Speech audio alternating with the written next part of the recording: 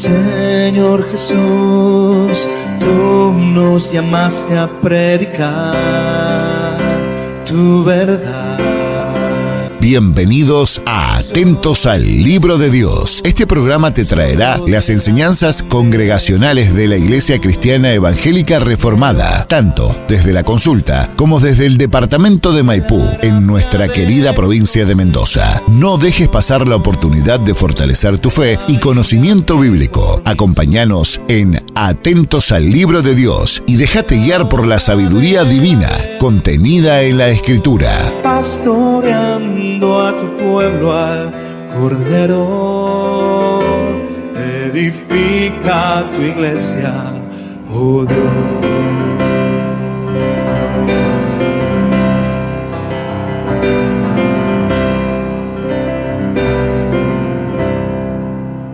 Señor Jesús, tú nos llamaste a predicar tu verdad. Solo de Jesús, solo de la sangre de su cruz quiero hablar, de la gracia de nuestro Señor,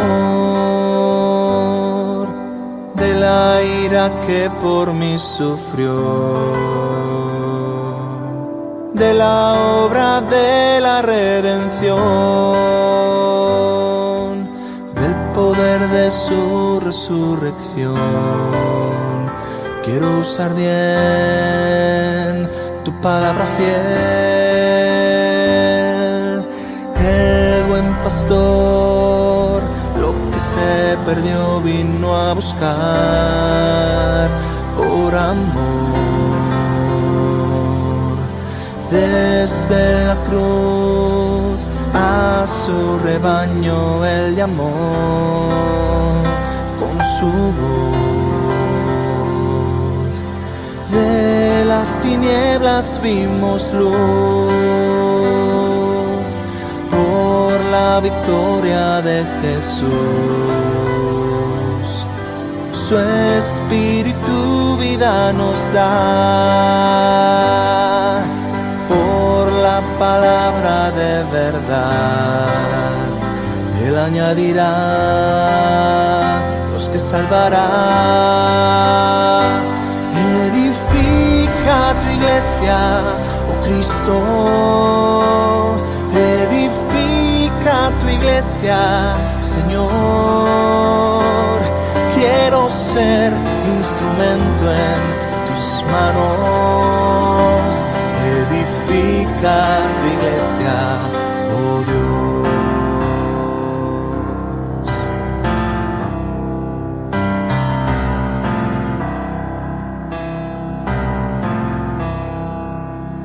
Rey de Israel, Maestro, quiero oír tu voz otra vez y caminar por el ejemplo de tu amor. Dame fe, cada mañana poder ver cuán asombroso es tu poder, el esplendor que hay en tu ser, lo deliciosa que es tu ley. Yo te seguiré, hazme un siervo fiel, Hijo de Dios. Mi compromiso quiero hoy renovar, que mi pasión sea tu gloria y tu nombre exaltar, el evangelio proclamar y sus verdades encarnar, a mis hermanos siempre amar, el polvo de sus pies lavar, aquí, envíame a mí. Edifica tu iglesia, oh Cristo. Edifica tu iglesia, Señor. Quiero ser instrumento en tus manos. Edifica tu iglesia, oh Dios. Quiero ser piedra viva en tu templo, saturado en tu santo evangelio, pastoreando a tu pueblo, al Cordero. Edifica tu iglesia, oh Dios.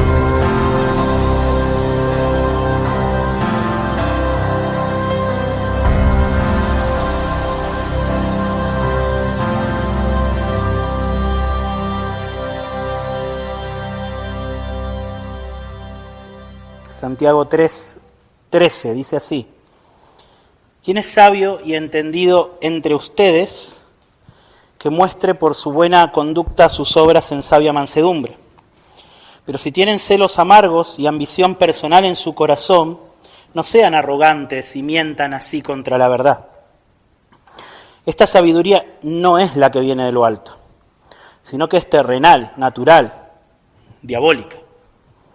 Porque donde hay celos y ambición personal, allí hay confusión y toda cosa mala. Pero la sabiduría de lo alto es primeramente pura, después pacífica, amable, condescendiente, llena de misericordia y de buenos frutos, sin vacilación, sin hipocresía. Y la semilla, cuyo fruto es la justicia, se siembra en paz por aquellos que hacen la paz. ¿De dónde vienen las guerras y los conflictos entre ustedes? ¿No vienen de las pasiones que combaten en sus miembros? Ustedes codician y no tienen, por eso cometen homicidio. Son envidiosos y no pueden obtener, por eso combaten y hacen guerra. No tienen porque no piden. Piden y no reciben, porque piden con malos propósitos para gastarlo en sus placeres. Oh almas adúlteras, ¿no saben ustedes que la amistad del mundo es enemistad hacia Dios? Por tanto, el que quiere ser amigo del mundo se constituye enemigo de Dios. ¿O piensan que la Escritura dice en vano, Dios celosamente anhela el Espíritu que ha hecho morar en nosotros? Pero Él da mayor gracia. Por eso dice, Dios resiste a los soberbios, pero da gracia a los humildes. Por tanto, sométanse a Dios, resistan, pues, al diablo y huirá de ustedes. Acérquense a Dios y Él se acercará a ustedes. Limpien sus manos, pecadores, y ustedes de doble ánimo purifiquen sus corazones. Aflíjanse, lamentense y lloren, que su risa se convierta en lamento y su gozo en tristeza. Humíllense en la presencia del Señor y Él los exaltará. Oremos una vez más. Señor, quiero pedirte por favor en esta mañana que utilices tu palabra para poder convencernos, Señor, a nosotros, a tu pueblo, a los que son tuyos, convencernos de los grandes esfuerzos que tendremos que hacer cada día, Señor, para que haya paz en la congregación. Por causa de nuestros pecados somos débiles, por causa de nuestros pecados, Señor, nos lastimamos los unos a los otros y te pedimos que tu Espíritu Santo nos convenza, Señor, nos convenza de pecado, nos convenza de nuestra necesidad que tenemos de depender de tu gracia.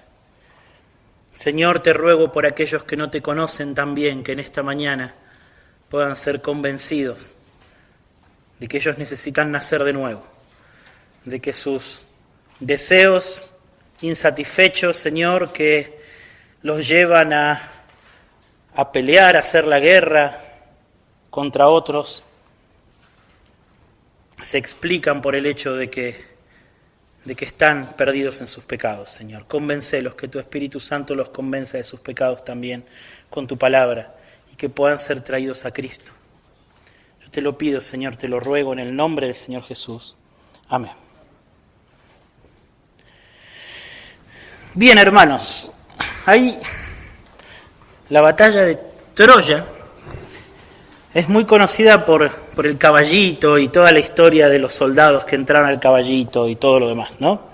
Todos alguna vez hemos escuchado el mito de la guerra de Troya. Bueno, según cuenta el viejo mito, ¿bien? Bueno, lo que ocasionó la causa detrás de la guerra fue toda una cosa muy oscura, ¿cierto? Acuérdense que esto es un mito, hay dioses griegos, héroes y todo eso, ¿no es cierto?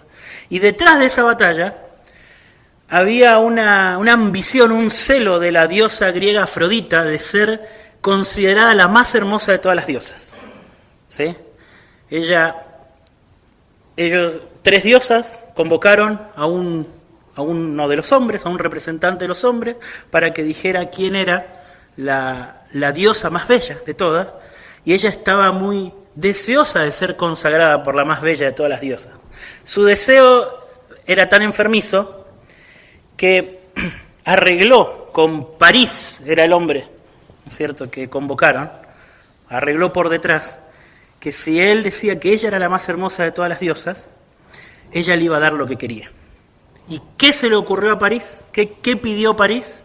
Pidió a Helena, la mujer más hermosa entre los hombres, con un pequeño detalle. Helena era casada, ¿sí? Entonces Afrodita le dio lo que quería, ¿bien? El deseo desenfrenado de Afrodita, el deseo desordenado de París, ¿sí? Provocaron la ira de Menelao, el esposo de Helena. Pero Menelao no estaba tan interesado en el hecho de que le habían quitado a su esposa. A Menelao le afectaba, o mejor dicho, a Menelao hace tiempo estaba deseando aumentar sus territorios, ¿sí? Expandirse. El hecho es que había paz en toda esa zona. Así que Menelao encontró la razón perfecta para poder ir a la guerra contra Troya. Deseos desenfrenados de Afrodita, deseos malvados de París, deseos malvados de Menelao. Esa fue la razón de la guerra de Troya. Deseos desordenados, deseos malvados, celos, ambición personal. Una guerra que, en el mito, esa guerra duró 10 años, muchas muertes, relaciones rotas, un desastre. Y siempre es así, no solo en los mitos griegos, no solo en las guerras del mundo real, sino que en la iglesia también. Siempre los conflictos, sea del tamaño que sean, y escalen tan grande como lleguen a escalar, siempre se originan en el mismo lugar, en nuestros orgullos heridos y en nuestros deseos desordenados, ¿sí? Siempre en el mismo lugar, ¿sí? En los mitos, en la historia, en la iglesia, en la familia, entre amistades, siempre los conflictos son por la misma razón. Todos nosotros, hermanos, hemos sido culpables alguna vez de ir a la guerra para defender lo que un pastor ha llamado nuestro claustrofóbico reino personal, ¿sí? Defender lo que nosotros deseamos con todas nuestras fuerzas. Nosotros ya estudiamos en la primera parte del capítulo 3 cómo Santiago vio que las guerras de palabras entre sus lectores escalaban a conflictos cada vez mayores. Nos dijo que la lengua es un mundo de maldad, ¿no es cierto?, y que inflama la rueda de toda la creación. Y ahora Santiago está avanzando y mostrándonos cómo, hasta qué tamaño de conflicto escalan esas guerras de palabras. Y por eso él escribe esta sección que hemos leído. Básicamente para enseñarnos esto. Que puesto que el conflicto, hermanos, el conflicto amenaza a la unidad de la congregación, nosotros debemos estar alerta de controlar la raíz del conflicto. Nosotros mismos. Nosotros somos la raíz del conflicto, ¿sí? No el hermano, no el otro, no el que está enfrente. Nosotros, la raíz del conflicto está en nosotros. Y Santiago quiere convencernos de eso y quiere enseñarnos a controlar la raíz del conflicto, a fin de que haya paz en la congregación. De que haya paz en la congregación, ¿sí? Así que bueno, en este pasaje lo que vamos a ver primero es cómo Santiago trata con 2 maneras en las que el conflicto fluye de nosotros, para luego llamarnos al arrepentimiento, ¿sí? Así que bueno, empecemos. Y el primer punto de esta predicación es que nosotros debemos, para poder evitar el conflicto en la congregación, para que haya paz en la congregación, debemos aprender a controlar nuestra necedad. Nuestra necedad. Fíjense que Santiago empieza en el versículo 13 del capítulo 3 preguntando, ¿quién es sabio y entendido entre ustedes? ¿Sí? ¿Quién es sabio y entendido? A ver, Santiago dice, bueno, que lo demuestre. ¿Cómo? Por medio de su sabia mansedumbre. Sabia mansedumbre. Ahora, Santiago veía algo muy diferente en estos hermanos. No veía sabia mansedumbre, a pesar de que muchos de ellos parecería ser que se consideraran a sí mismos sabios y entendidos. ¿Qué veía? Bueno, leemos una lista de vicios que veía él. Celos amargos, ambición personal, arrogancia, mentira, confusión, toda cosa mala. Son todas las cosas que nosotros leemos ahí. Pero si tienen celos amargos y ambición personal en su corazón, versículo 14, no sean arrogantes y mientan así contra la verdad.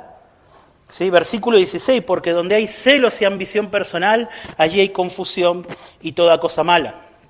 Entonces Santiago está diciendo acá que no importa los sabios que pensemos que somos, no importa los sabios que digamos que somos, si los celos amargos y la ambición personal llenan nuestros corazones, ellos están revelando algo más profundo, que es arrogancia.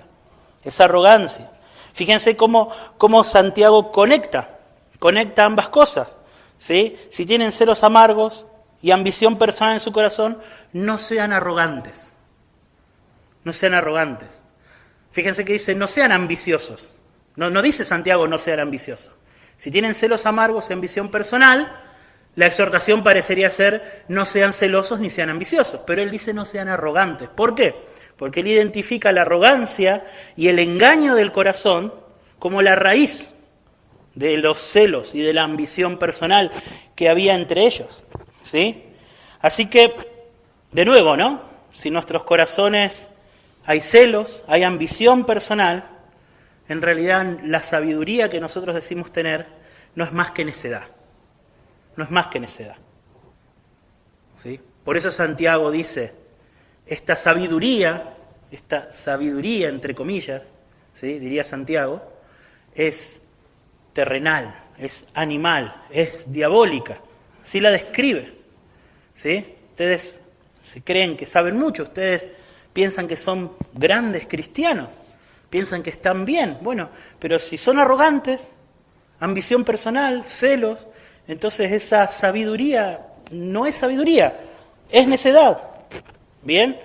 Los celos y la ambición personal son tremendos, hermano. Pienso que esa es la lección que hay detrás del poema y del mito de la guerra de Troya. ¿Sí? Que los celos, la ambición personal, pueden escalar y podemos llevarlas tan lejos y desproporcionadamente y hacer mucho daño. ¿Sí? Y Santiago nos está diciendo ahí esto. ¿Qué son? Es esa sensación, el celo, la ambición personal, es esa sensación que nos surge en el corazón de que merecemos más de lo que tenemos, o mejor dicho, de que no somos tan reconocidos como se nos debería reconocer. Esos son los celos y la ambición personal. Claro, porque algún hermano, por ejemplo, en la congregación, y quizás en medio nuestro, podía pensar que sabía mucho y que no se lo estaba reconociendo. No se lo estaba reconociendo. Otros quizás se esforzaban mucho y nadie los tenía en cuenta. Algún hermano, como muchos en esa congregación y como quizás entre nosotros también, podía pensar que él había sufrido mucho y que no estaba recibiendo la atención que merecía, que ameritaba su sufrimiento. ¿Y qué empezaba a pasar? Ese orgullo herido daba lugar al celo. Al celo, ¿por qué? Porque esa atención, ese reconocimiento que no estaba dirigido a ellos, los hermanos lo ven dirigido a otros. Y díganme si esas no son las cosas que muchas veces pueden pasar en medio nuestro. Creemos que merecemos cierta atención o cierto reconocimiento, vemos que otro hermano recibe esa atención y reconocimiento y nace el celo en el corazón. La ambición personal desordena nuestras emociones, nuestra mente, y esas cosas, ¿por dónde empiezan a salir? Empiezan a salir por nuestras bocas. Y empiezan los comentarios. ¿Sí?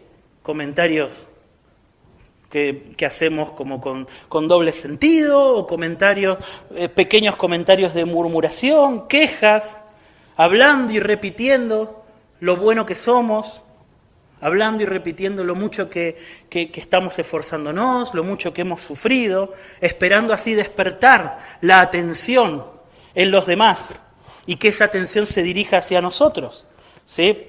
Lo cierto es que ese orgullo herido, aunque no lo querramos, se quiere disfrazar de sabiduría y de piedad. Porque cuando empezamos a hacer esas cosas, empezamos a disfrazar nuestro orgullo herido de sabiduría y de piedad. ¿Para qué? Para recibir la atención y el reconocimiento de otros hermanos. Hermano, esto que estamos diciendo acá y esto que Santiago está analizando, ¿sí? Usted dirá, pero eso me parece muy enredado. Puede ser que sea enredado, pero nosotros hacemos esas cosas. Nosotros somos enredados, hermano. Nosotros hacemos esas cosas. ¿Cuántas veces, hermano, usted se encontró haciendo un comentario con otro hermano con el objetivo de manipularlo para que ese hermano sienta compasión de usted, lo reconozca, ¿sí? Quiera hacerle algún bien? Eso está hablando Santiago. Esta sabiduría, esta piedad, motivada por la arrogancia, por los celos, por la ambición personal, no viene de lo alto, dice Santiago. No viene de lo alto. No viene del Padre. No viene de ahí. ¿De dónde viene? Viene de las profundidades de nuestro oscuro corazón. Eso es lo que significa que la sabiduría es animal y terrenal. Viene de nuestro corazón caído, ¿sí? Viene del pecado gobernando nuestras emociones y desordenándolas, ¿bien? Y por eso la describe como diabólica, porque es el pecado en nosotros. Esta sabiduría, digo sabiduría entre comillas porque Santiago está siendo muy irónico, ¿no? Cuando habla de esta sabiduría. Está siendo irónico. Usted dice que son sabios. Esta sabiduría que usted dice que tiene es animal, es terrenal, es diabólica. Y esta sabiduría, dice Santiago, que no va a tardar en generar confusión en la congregación. Confusión y toda cosa mala.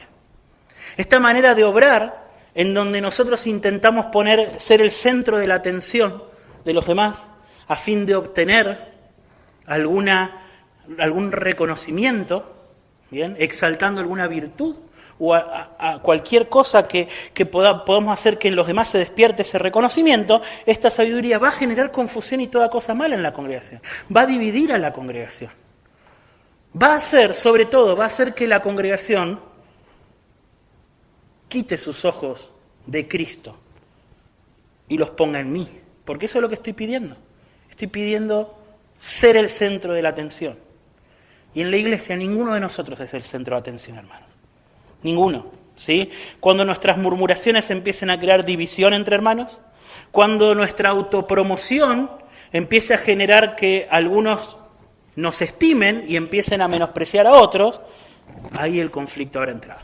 Ahí entró el conflicto, se metió. Y puede entrar de diferentes formas, puede entrar como lucha por la verdad, puede entrar como un ministerio más bíblico, puede entrar como en forma de acusación a los hermanos no son tan amorosos, puede entrar de diversas formas, pero como en Troya, ¿no es cierto? Esos conflictos habrán empezado mucho antes, empezaron en un corazón con deseos desordenados. Con deseos desordenados, esos deseos desordenados empezaron a salir por nuestras bocas y nuestra boca empezó a ocasionar conflicto en la congregación, ¿sí? ¿Cuál es el remedio? ¿Cuál es el remedio para este orgullo en el corazón? ¿Cuál es el remedio que administra Santiago? Una vez que nos hemos dado cuenta que luchamos con estas cosas en el corazón, Santiago lo identifica como la sabiduría que viene de lo alto, ¿sí? Versículo 17, pero la sabiduría de lo alto es primeramente pura, después pacífica, amable, condescendiente, llena de misericordia, de buenos frutos y sin vacilación y sin hipocresía. ¿Sí? Santiago, como judío que era, y escribiendo a una audiencia judía, ¿bien? Lo hemos mencionado varias veces, que él, para entender a qué se está refiriendo, probablemente tengamos que ir al Antiguo Testamento. Entonces, cuando él habla de sabiduría, él claramente está pensando en el temor del Señor. Él está pensando en el temor del Señor. Y lo primero que él nos dice es que este temor del Señor, esta sabiduría, es completamente opuesta a nuestra arrogancia. Es completamente opuesta. Fíjense cómo la describe en el versículo 13. Esta sabiduría, ¿cómo se demuestra? Por mansedumbre, por obras de mansedumbre. O sea, es lo contrario a la arrogancia. Si alguien dice que es sabio, que lo muestre por medio de sabia mansedumbre. Lo segundo que podemos decir acerca de esta sabiduría es que esta sabiduría, lejos de ocasionar conflicto, es fuente de bendición y de virtud para la congregación. Esta sabiduría de lo alto es pura, pacífica, amable, condescendiente, llena de misericordia y de buenos frutos, sin vacilación y sin hipocresía. Le hace bien a la congregación, no la divide. ¿Sí? Es pura, la santifica, no ocasiona, no promueve el pecado en la congregación. ¿Sí? Es pacífica, promueve la paz en medio nuestro. Es amable, es condescendiente, es llena de misericordia. ¿Sí? Esta sabiduría, este temor del Señor, ¿sí? Promueve que los hermanos se amen y se demuestren ese amor los unos a los otros. ¿Sí? Esta sabiduría es sin vacilación. Acá apareció una vez más una palabra que parece que es favorita para Santiago.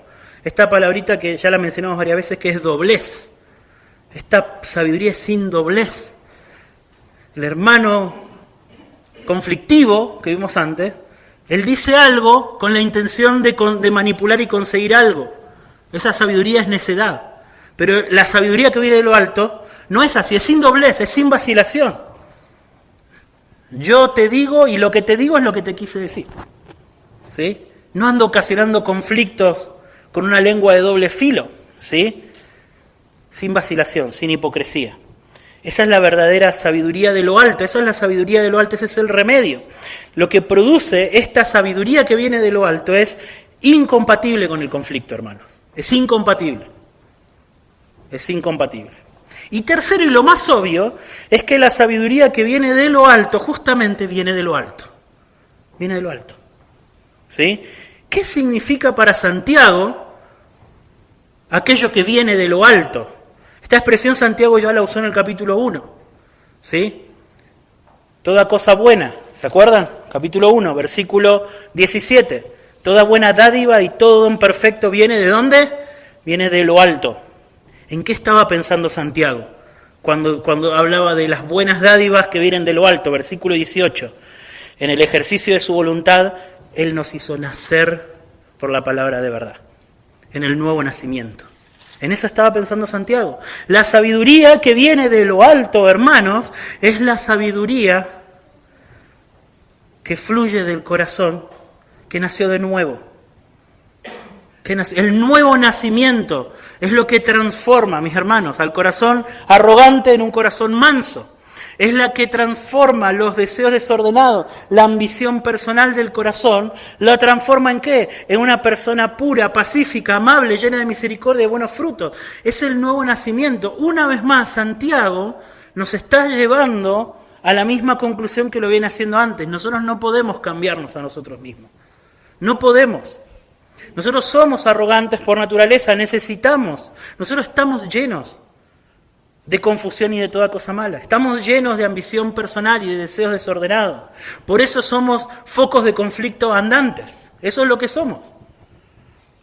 Sin Cristo, ustedes y yo lo saben, más allá de los temperamentos, más allá de la personalidad, nosotros andamos por la vida peleados con el mundo. Así andamos por la vida. Y alguien pensará, no, pero yo me llevo bien con todos. Sí, esperen hasta que esos todos se opongan a sus deseos. Esperen. Y ahí sí, dependiendo del temperamento y la forma de ser, ahí sí las cosas van a variar, pero ahí sí se va a manifestar que somos focos de conflicto andantes. Andamos defendiendo nuestros reinos por la vida de todas aquellas personas que se atrevan a amenazarlos. Y dejamos entrar a nuestras vidas solamente aquellas personas que de una manera u otra pensamos que nos van a ayudar a promover nuestros deseos.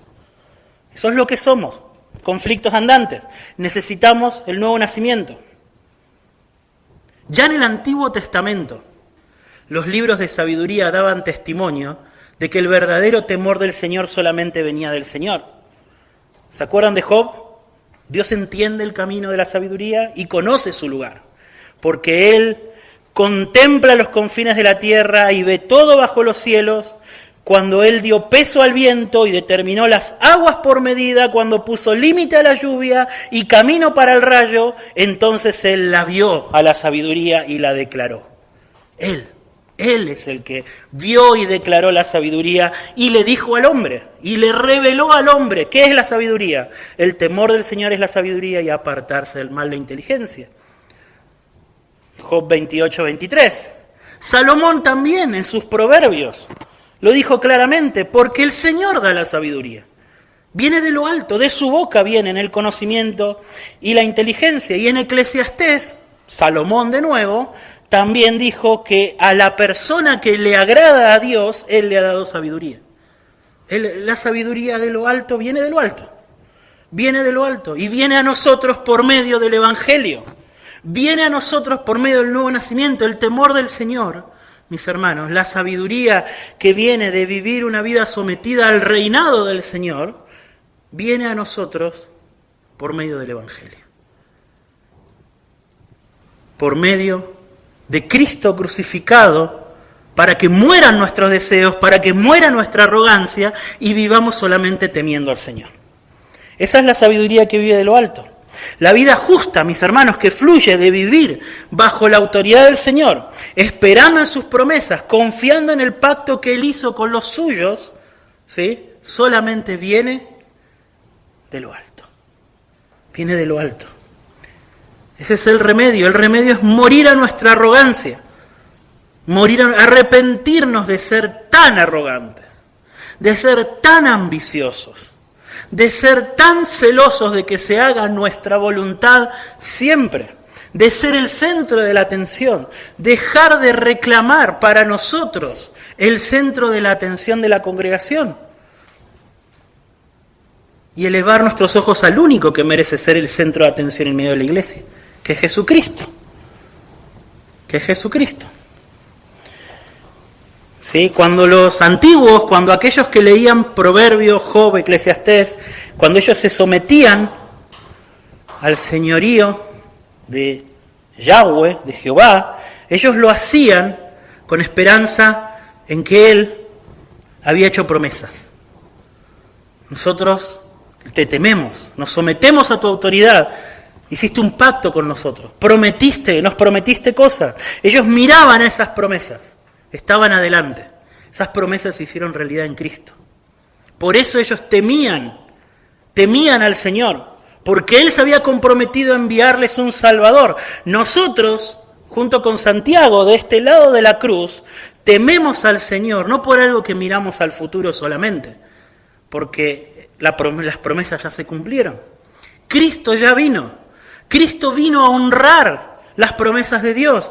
Cristo vino a decirle a todos los que habían confiado en el pasado en el Señor que su confianza no iba a ser avergonzada. Y vino a decirnos a todos los que vendríamos después que también nuestra confianza en el Señor no va a ser avergonzada.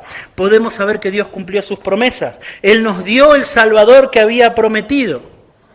Y con ese Salvador nos da un nuevo corazón. Y viene de lo alto. El conflicto, para que haya paz en la congregación, para que haya paz en la congregación, debe haber personas nacidas de nuevo. Ese es el punto, ¿sí? Ese es el punto. Por eso esta sabiduría que viene de lo alto es incompatible con el orgullo, hermanos. Es completamente incompatible con la arrogancia, porque nace de la convicción de que ninguno de nosotros acá es el salvador de nadie. Nadie acá es salvador de nadie. Nadie acá es digno de ser el centro de atención. Nadie acá merece ser honrado más que aquel que vino como cumplimiento de todas las promesas del Señor. Más que nuestro Señor Jesucristo. Nosotros no somos salvadores de nadie, nosotros necesitamos un Salvador. Entonces, mis hermanos, están luchando con celos y ambiciones, están luchando con el deseo de ser el centro de atención. Usted tiene que recordar el Evangelio, mi hermano. Recuerde que usted no necesita ser reconocido, usted no necesita ser el centro de atención de nadie, lo único que necesita es vivir y hacer todo lo que sea necesario para que Cristo sea reconocido y para que Cristo sea el centro de atención acá en la congregación. Eso es lo que nosotros necesitamos. Y solo un nuevo corazón hace posible eso, ¿sí?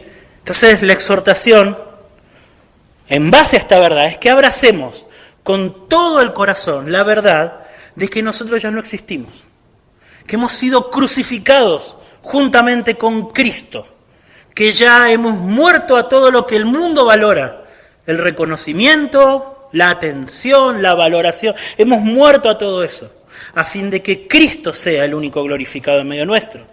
Así que vivamos humildemente, libres de la necesidad de ser reconocidos como algo delante de los demás.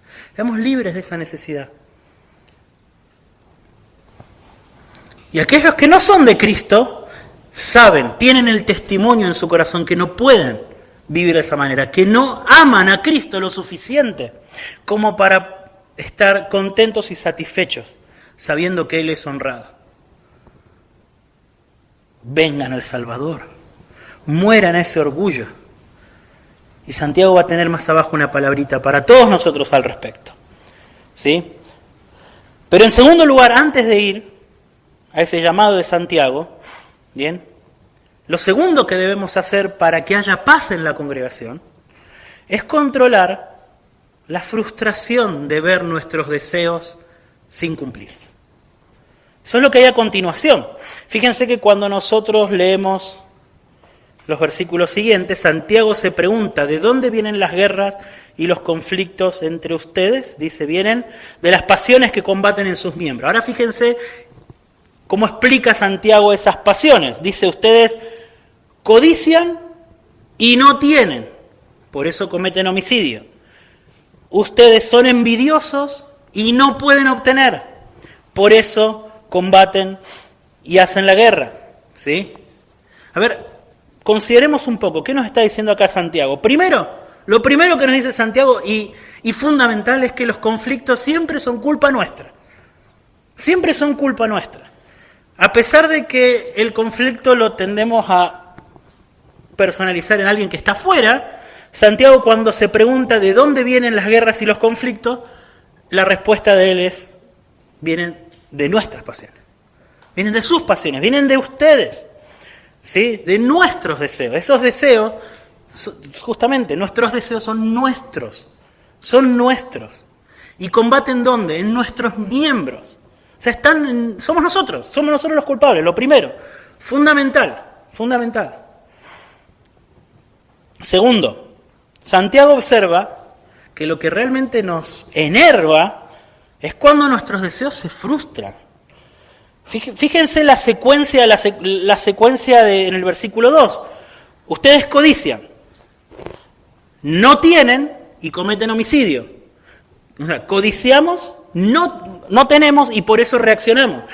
Segunda oración que dice, son envidiosos, como codician, ¿bien? No pueden obtener y entonces combaten y hacen la guerra. ¿Se dan cuenta el paralelo? Cómo Santiago con palabras distintas resalta el mismo punto. El problema no solamente son nuestros deseos, es cómo reaccionamos cuando nuestros deseos no se cumplen. Eso está diciendo Santiago, como no tenemos lo que deseamos, cometemos homicidio. Como no tenemos las cosas que envidiamos de los demás, entonces combatimos y hacemos la guerra. ¿Sí?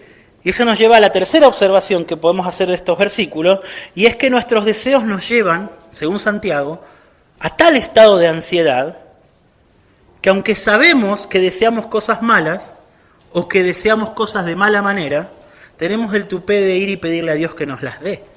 Eso es lo que dice Santiago acá. ¿Sí? Piden y no reciben porque piden con malos propósitos. ¿Bien? Santiago dice, ustedes tienen estos deseos envidiosos, estas codicias, y van con ellas a Dios. Es tal el estado de ansiedad que generan esos deseos, ¿sí? Fíjense que esto no es para nada exagerado, esto forma parte de las cosas que nos pasan, hermano. ¿Sí? Y la frustración se multiplica cuando vemos que Dios, que sabemos que Él puede hacerlo todo, Él no viene a darnos lo que le pedimos. Se multiplica la frustración. ¿Sí? Y Santiago rastrea todo esto, lo rastrea en el corazón. Y Santiago explica que la razón por la cual nos ponemos como nos ponemos cuando nuestra voluntad no se hace es porque somos profundamente idólatras. ¿Sí? Eso que les digo, está encerrado en la declaración del versículo 4, o almas adúlteras, o almas adúlteras. ¿Sí? De nuevo, Santiago, como judío, escribiéndole a judíos, utiliza el lenguaje del Antiguo Testamento. Y en el Antiguo Testamento la acusación de adulterio que hacían los profetas contra el pueblo de Dios era por causa de su idolatría. Era por causa de su idolatría. Cuando Dios llama a Israel por medio de sus profetas que era una nación adúltera, era porque habían abandonado al Señor y se habían dedicado a adorar a otros dioses. Y Santiago, muy filoso, ¿sí? Y muy conocedor del corazón humano, ¿bien? Él acusa a sus lectores de adúlteros, de idólatras. ¿Sí? Ustedes codician cosas que no tienen, envidian cosas de los demás, van con ellas a Dios, pero todo eso porque son idólatras. Porque son idólatras, ¿sí? A eso es a lo que Santiago llama la amistad con el mundo, ¿sí? La amistad con el mundo. La amistad con el mundo es esa profunda idolatría que sabe abrigarse a veces en nuestro corazón, en donde existen cosas que deseamos tanto, que estamos dispuestos incluso a enojarnos con Dios si Él no nos la da. ¿Sí? Esa es la idolatría de la cual está acusando Santiago. ¿Sí? Por eso es que justamente, ¿qué es lo que hacemos? Valoramos tanto esas cosas que cuando no las tenemos, ¿qué hacemos? Vamos contra aquel que hemos identificado como el culpable de que no las tengamos. Y ahí vienen las guerras y los conflictos entre nosotros. ¿De dónde vienen las guerras y los conflictos entre nosotros? De nuestro corazón idólatra. Esa es la respuesta final de Santiago.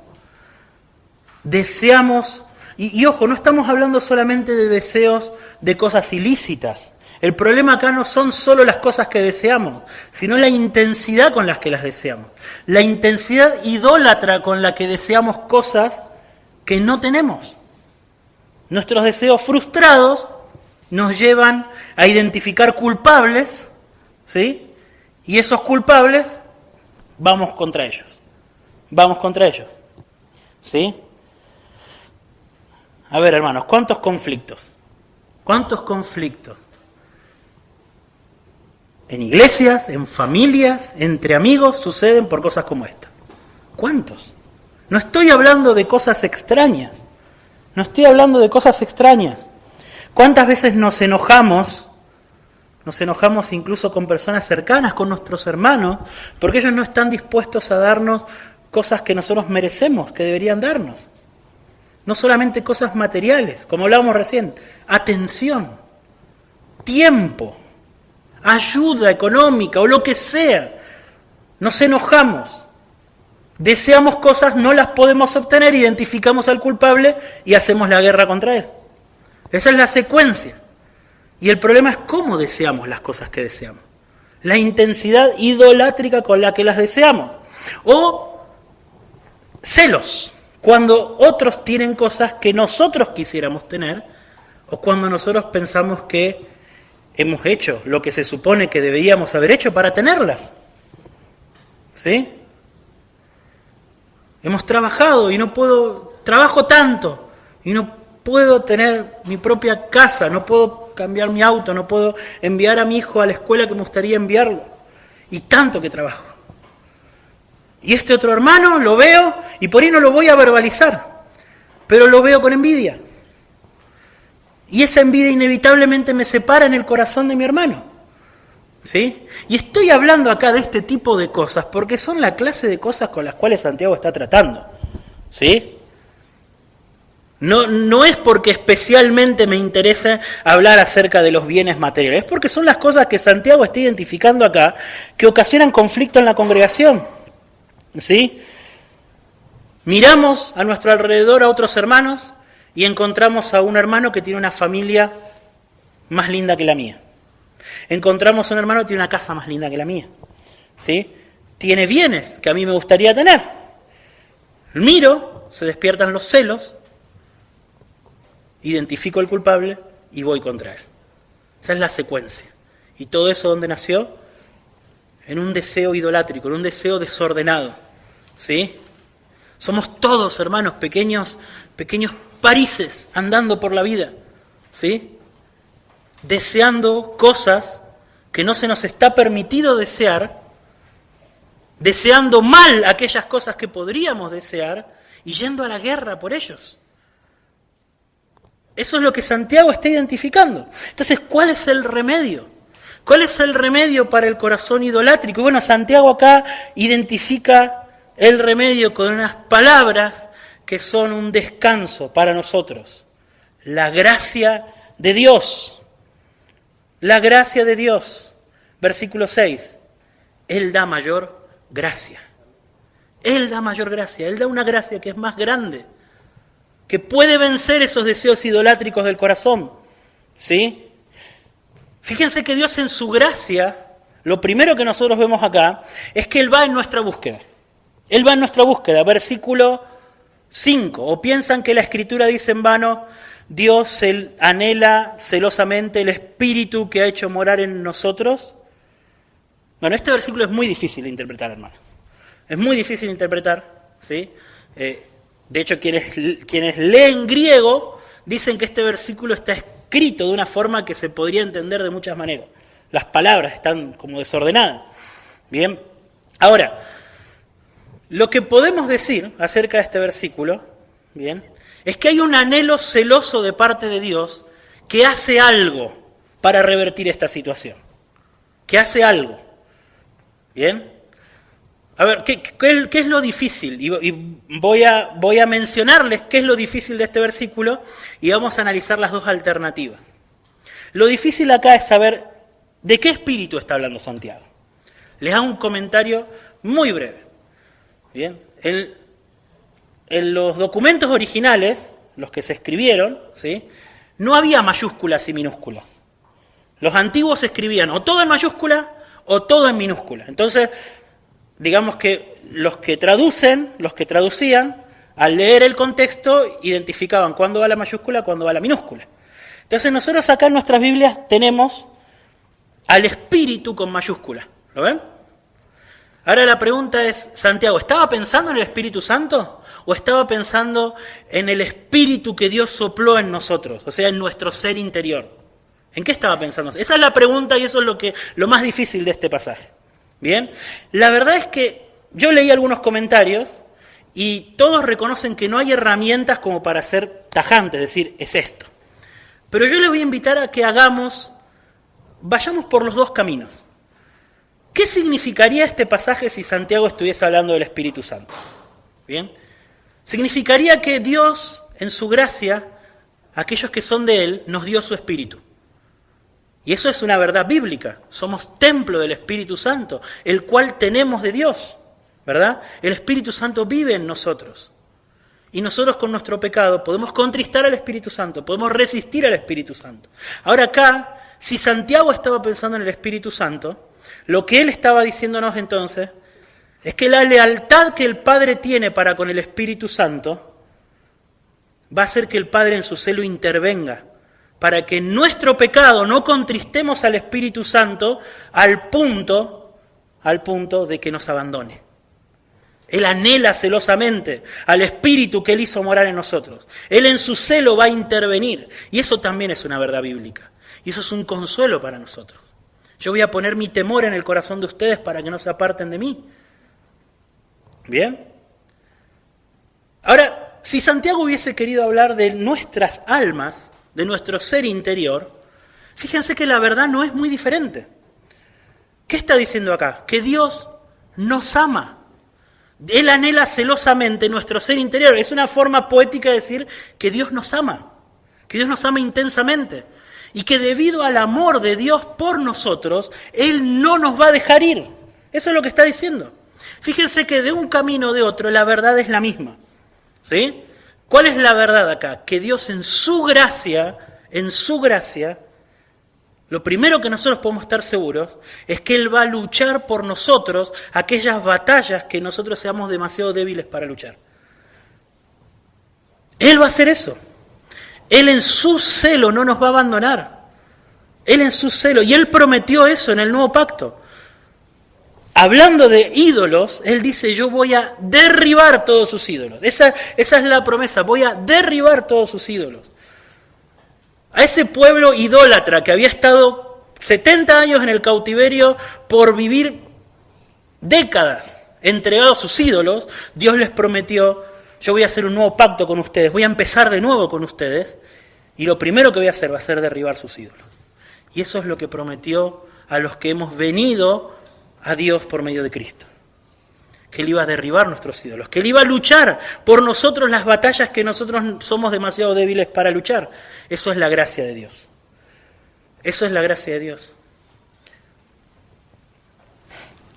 Pero la gracia de Dios no solamente nos habla del celo de Dios para luchar a favor de nosotros, sino que también la gracia de Dios es un llamado a los arrogantes a que se arrepientan de su orgullo y sean humildes delante de Él. ¿Sí? O sea, la gracia de Dios involucra un llamado al arrepentimiento. Fíjense el versículo 6. Él da mayor gracia, por eso dice Dios resiste a los soberbios, pero da gracia a los humildes. Por tanto, por esa gracia de Dios, por esa promesa de Dios de que Él da gracia a los humildes y resiste a los soberbios, ahí está la exhortación de Santiago. Sométanse a Dios. Humíllense bajo el Señor. ¿Cómo humillarnos ante el Señor nos libra de la idolatría? Y ustedes piensen en esa pregunta. Humillarnos delante del Señor nos libra de la idolatría. ¿Por qué? Porque la idolatría acá, dice Santiago, que nos lleva a ir desenfrenadamente detrás de las cosas que deseamos. Incluso ir y enojarnos si fuese posible con Dios, porque Él no nos da esas cosas. Y Santiago está diciendo, humíllense delante de Dios. Ustedes desean cosas ilícitas, cosas que no deberían desear, humíllense delante de Dios. Es pecado eso, humíllense.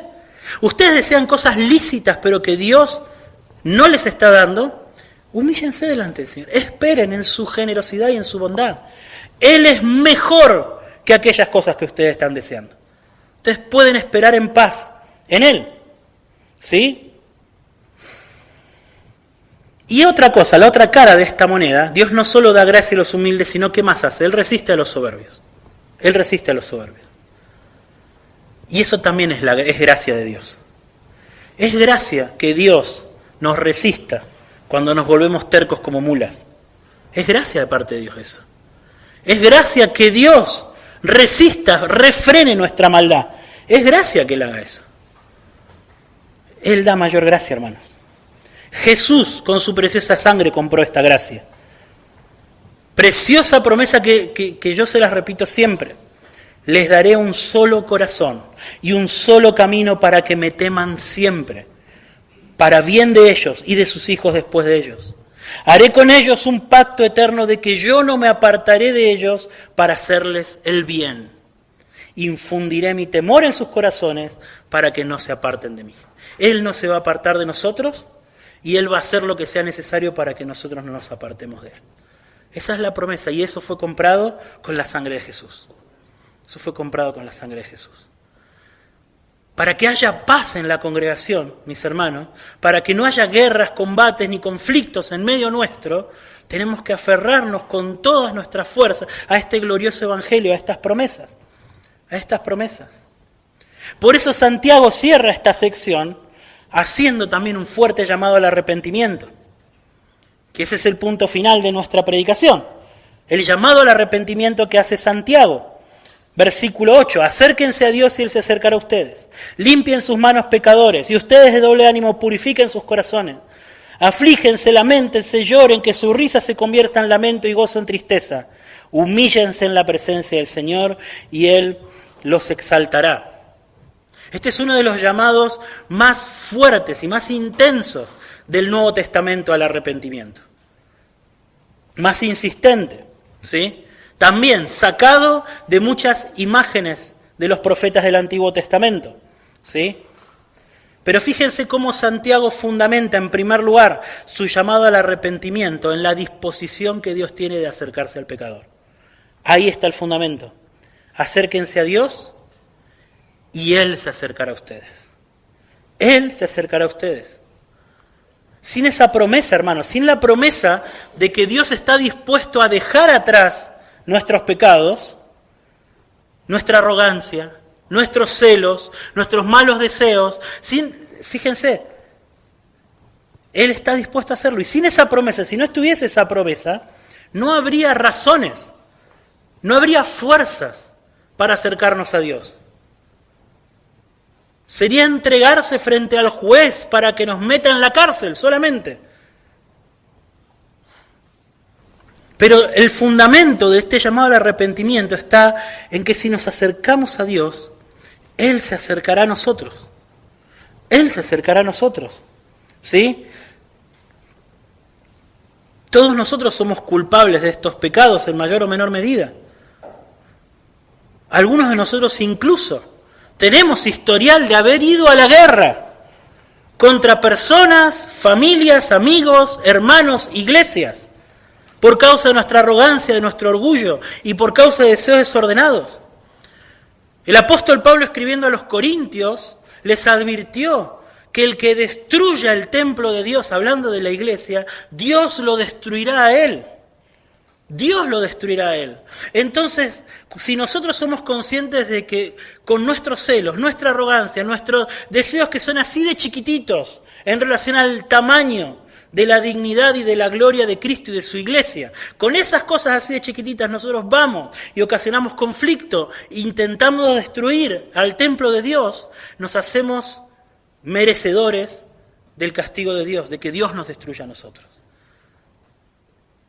Y sin embargo, Dios en su amor y en su gracia nos dice, si ustedes se acercan, yo me voy a acercar a ustedes. Yo no los voy a destruir. No los voy a destruir. Él envió un Salvador. Jesús murió por los arrogantes, celosos, orgullosos, que van por la vida peleándose con los hermanos, peleándose con la gente. Jesús murió para transformar a esa clase de personas, para que sus deseos sean aplacados, para que solo busquen la gloria de Dios. En segundo lugar, este llamado al arrepentimiento está fundamentado, dijimos, en la disposición de recibir, de Dios, de recibir al pecador, pero también es un llamado a abandonar el pecado. Es un llamado a abandonar el pecado. Limpien sus manos, dice Santiago, y purifiquen el corazón. ¿Sí? El llamado al arrepentimiento está fundado en la gracia de Dios que recibe al pecador. ¿Sí? Pero sepan que todo pecador que va a Cristo en verdadero arrepentimiento no va a vivir mucho tiempo con su pecado. Dios va a tratar con su pecado. Lo va a tener que abandonar, va a tener que ir dispuesto a abandonarlo. Va a tener que ir, en las palabras de Jesús, dispuesto a cortar sus manos y sus ojos, si es necesario. Va a tener que ir dispuesto a pasar por una puerta muy estrecha, en donde no vamos a poder entrar nada de equipaje, solo nosotros y apenas vamos a pasar. Muchos se van a esforzar por entrar por esa puerta y no van a poder. No podemos pensar que Dios nos va a recibir como somos y nos va a dejar seguir viviendo como somos. No podemos pensar eso.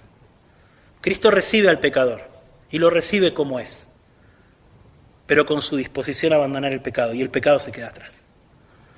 ¿Sí? Santiago lo dice claramente, limpien sus manos y purifiquen el corazón. ¿Sí? Si no estamos dispuestos a abandonar aquellas cosas a las que tanto nos aferramos y que nos convierten en personas conflictivas, entonces no hay tal cosa como un verdadero acercamiento a Dios. No existe, no, es una ilusión mía.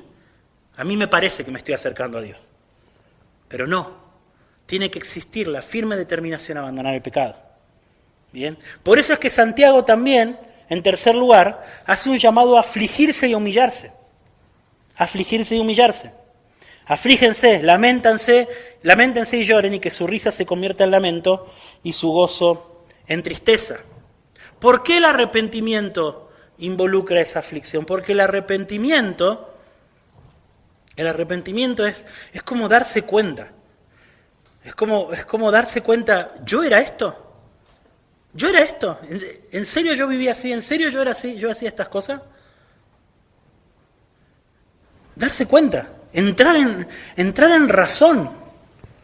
En serio, porque yo quería ser más estimado, iba y metía cizaña entre hermanos, hablaba mal de este, de otro.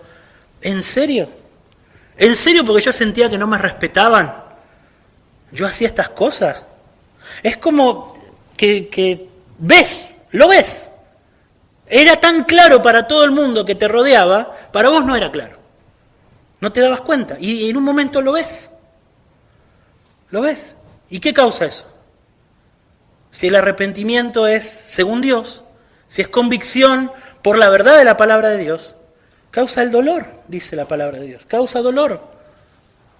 El arrepentimiento, que es según Dios, produce tristeza, dice, de la que no nos tenemos que avergonzar. No nos tenemos que avergonzar de sentir esa tristeza. ¿Sí? Falta eso a veces, ¿no? Ese despertar a darse cuenta que uno había naturalizado ciertas conductas, cierta manera de vivir. Lo había asumido, conviví con este personaje tantos años que ya me acostumbré a que reacciona así, a que habla así, a que hace así, a que le gusta esto. Y es como que ya no me doy cuenta que esas cosas son horribles a los ojos de Dios, son pecado y merecen la condenación. Y Santiago dice, hasta que no despierten y se aflijan por ser esa clase de persona, se aflijan porque se han endurecido tanto que se han acostumbrado a convivir con ustedes mismos, hasta que no se aborrezcan a ustedes mismos, como dijo Jesús, y aún su propia vida, no hay arrepentimiento verdadero. Por eso es crucial la predicación del Evangelio, porque es el Evangelio, es la verdad de la palabra de Dios confrontando el pecado, la que termina mostrando que el rey está desnudo. O sea, era obvio que yo era eso. Era obvio para todos menos para mí. Menos para mí. Y era obvio que eso yo no lo puedo tratar, que necesito nacer de nuevo. Era obvio. Entonces Santiago termina diciendo, humíllense en la presencia del Señor. Humíllense y Él los exaltará. Y así tenemos que terminar esta predicación, hermanos. Seamos humillados delante del Señor. Nosotros no somos tan diferentes. Nuestra historia hoy no es tan distinta a cómo comenzó. Siempre fuimos lo mismo, siempre fuimos barro, al cual Dios le dio aliento de vida, nada más que eso. Eso es lo que somos. Humillémonos, tomemos nuestro lugar como criaturas. Que el Evangelio, mis hermanos, nos rescate de la arrogancia. Que mirar a Cristo crucificado poniendo su vida por personas como nosotros, que vamos por la vida como los discípulos discutiendo quién es el mayor, quién merece más atención, ¿sí? Sin darnos cuenta que el que va delante nuestro va camino a una cruz. Que mirando a Cristo crucificado podamos morir a nuestro orgullo. Morir a nuestro orgullo. Y que haya paz. Que haya paz en la congregación. ¿Oramos? Señor, te pido por favor que uses tu palabra para poder traer arrepentimiento sincero, de corazón, en medio de todos nosotros, Señor. Yo sé, en medio nuestro habemos muchos que con nuestro orgullo hemos hecho mucho daño, Señor. Hemos lastimado a personas que no tenían que ser lastimadas y lo hicimos, Señor, y tenemos que arrepentirnos y podemos arrepentirnos con esperanza porque Jesús murió por nosotros, Señor. Jesús llevó la vergüenza que nuestros pecados merecen. Y entre nosotros también hay personas que no te conocen, Señor. Que sus corazones en esta mañana hayan sido abiertos por tu palabra, Señor. que ellos puedan verse tal cual son, que puedan ver la realidad, Señor, con la cual se han acostumbrado a vivir. Y que tu Espíritu Santo haga que esa verdad les duela, Señor, que ya no puedan seguir conviviendo con ellos mismos, Señor, y que puedan ir al Salvador. Señor, al fin y al cabo, necesitamos del mismo Cristo, del mismo Evangelio, los unos como los otros. Señor, que tu Espíritu Santo nos dé a Cristo en esta mañana. Te lo pido en el nombre de Jesús. Amén. Es Cristo de su iglesia, el fundamento fiel, por fe y la palabra, hechura es ella de él, su esposa para serla, del cielo descendió, él la compró con sangre cuando en la cruz murió.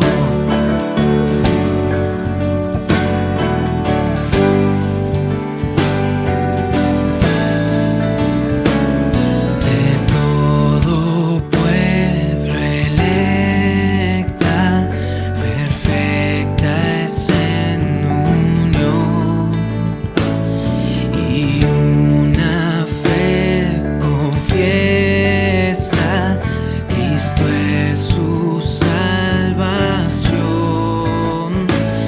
Bendice un solo nombre, la Biblia es su sostén, con paso firme avanza, con gracia y todo bien.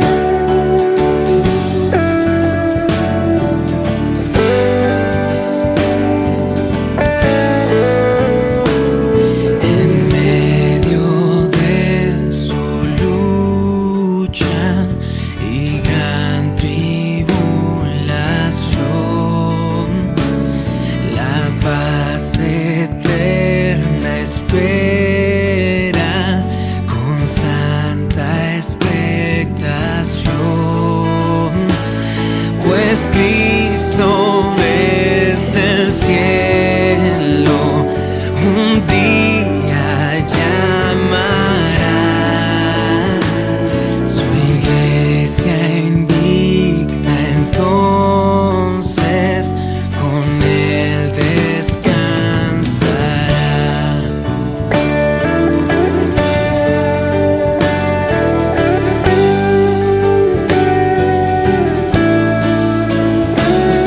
Con Dios aquí en la tierra mantiene comunión, y con los ya en el cielo forma una sola unión.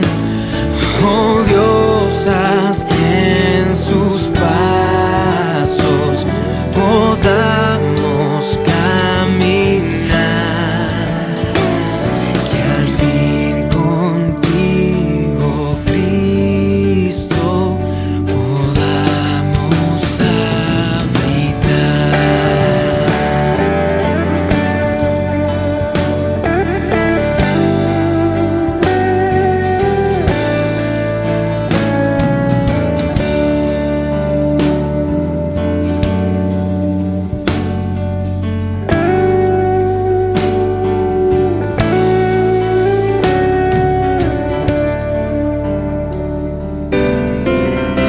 Y así llegamos al final de otro episodio de Atentos al Libro de Dios. Esperamos que las enseñanzas congregacionales de la Iglesia Cristiana Evangélica Reformada hayan sido de bendición para tu vida. Edifica tu iglesia, oh Dios. Quiero ser piedra viva en tu templo. Agradecemos tu compañía y te animamos a seguir creciendo en tu conocimiento y relación con Dios a través de su palabra. Hasta la próxima y que la gracia y la paz de Dios estén siempre contigo. Edifica tu iglesia, oh Dios.